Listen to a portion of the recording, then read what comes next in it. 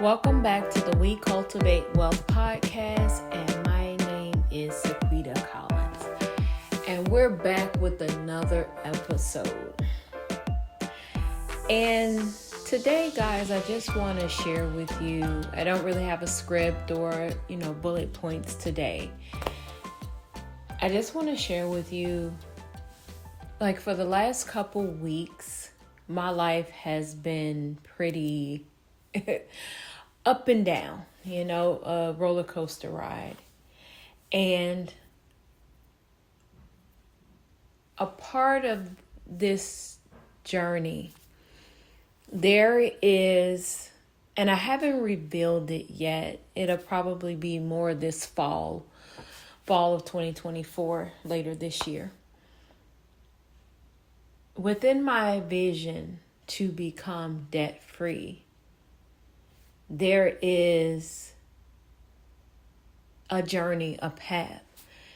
And for the last couple weeks, that has been up in the air. The thing that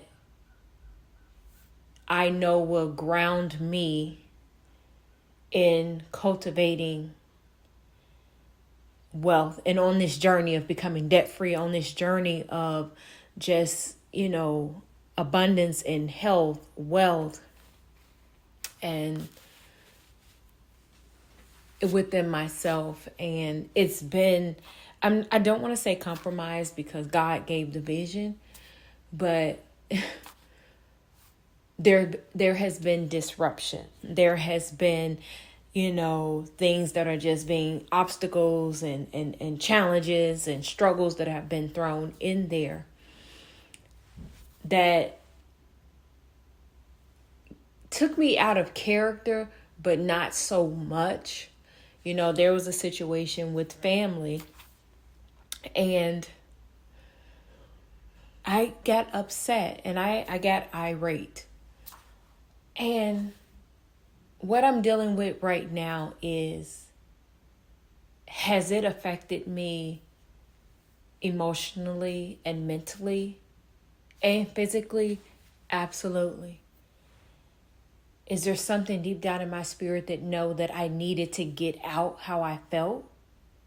And although it may have came out irate and did not come out nice or proper, I meant what I said and I said what I meant. And I was able to be accountable and responsible for my reaction to this thing, reaction to the situation, not the thing, but the situation. Because normally I'm really big on response, and reaction and response in my world is different. How I respond to something is that I stop, I think about it. I'm very careful with my words, but with this situation, I reacted, and I reacted strongly. And what I realize is it may have had to happen, but in the same breath, it did not have to happen. Not if God gives you the vision. Then I should have known that no matter what is thrown in front of me, that it's going to happen. But I think what happened is I was so hurt, and I was so hurt on how things have been going for the last couple weeks, because I couldn't sleep, and I noticed that change in my diet. I was just eating a lot of junk food, and I was just responding in old ways. Old habits were beginning to come back, and I'm like, wait, no, this I gotta be straight up and shrewd about handling this situation and setting boundaries for myself and speaking up for myself. And that I do not regret, that I do not take back, that I do not have any apologies about.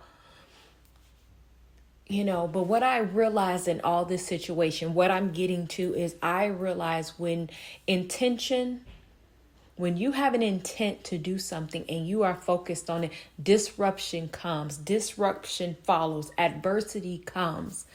There were a lot of things last fall of 2023, that I was asking God for. I had moved to Washington, D.C. Me and my husband, we'd separated briefly. And so the kids were with him and I was living in the DMV area. And I was a teacher. And although it was more money and it was more opportunity, I thought things just started going left. Things just weren't in my favor. And to be honest, I knew I wasn't supposed to go to Washington, D.C. Everything in the fabric of my being told me it just wasn't the right choice. And I went anyway. So God allowed a lot of things to happen. And what those things did was they began to cause me to reflect on my life, reflect on some of the decisions that I had made throughout my life. That experience, I tell people, was the most excruciating, horrible, amazing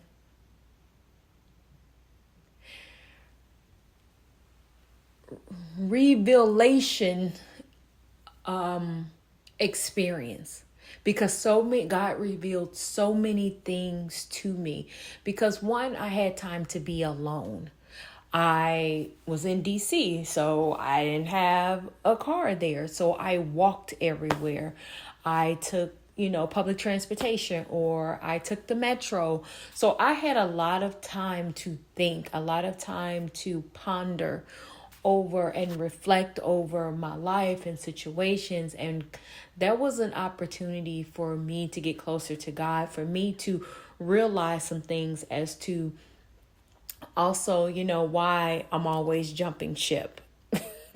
Why I'm a nomad, why I move around, and it's difficult for me to stay still and just remain in one place. And it wasn't that the places around me, I did not love where I lived, and because I've lived in Illinois, I've lived in Mississippi, I lived in Tennessee, I lived in Georgia, I've lived in Texas, I've lived in North Carolina, I've lived in Washington, D.C. So I have had the opportunity to live in different places, but what I realized is I was always searching for safety and security and home, and I was looking outside of me, and only to realize that it was all within in me. But that's a long story for another day.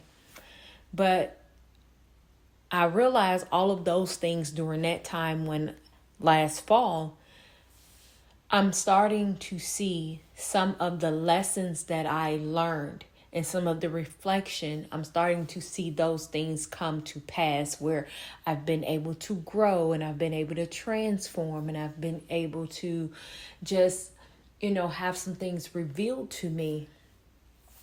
And what I realize is, once again, moving from Washington, D.C. to North Carolina, I have been what I call, what's the word I'm looking for, when God just kind of retreats you from everything else and he kind of hides you, and he's working on me. He's like, well, last year you asked for these things. So the disruption has come because you are intentional about those things. And there are habits and there's things that I'm doing because I am very intentional. And for the last couple weeks, it just really, truly hit me that those things, my intention, the disruption is coming.